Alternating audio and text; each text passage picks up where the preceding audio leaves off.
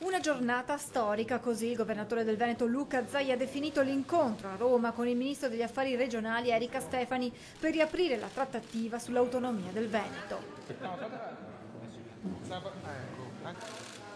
Dopo mezz'ora di confronto, al termine Zaia si è detto ottimista, ricordando che la discussione riguarda il progetto iniziale sulle 23 materie. Il progetto resta di 23 materie e confermiamo che la nostra richiesta è quella delle 23 materie. Durante l'incontro non si è parlato di risorse, ma il governatore del Veneto in merito ha detto di non essere preoccupato. Voglio ricordare che ci sono 30 miliardi di sprechi a livello nazionale, che sono circa un terzo dell'interesse sul debito pubblico, che debbono essere assolutamente tagliati e dedicati a questi progetti di riforme. Il Veneto ha chiesto che vengano aperti subito i tavoli tecnici sulle 23 materie e poi dalla Regione è arrivata una proposta. Di portare una nuova formula di intesa, cioè, ovvero una legge leggera che dia mandato poi al Governo con decreti legislativi di affrontare materia per materia. Diamo mandato al Governo materia per materia di definire con decreti legislativi cosa dà per ogni materia. Diciamo che i tempi sono assolutamente comprensibili e si possa chiudere questa partita alla volta di fine anno. Scadenza quella di fine 2018 confermata anche dal ministro Stefani. Sicuramente la Regione Veneto ha maturato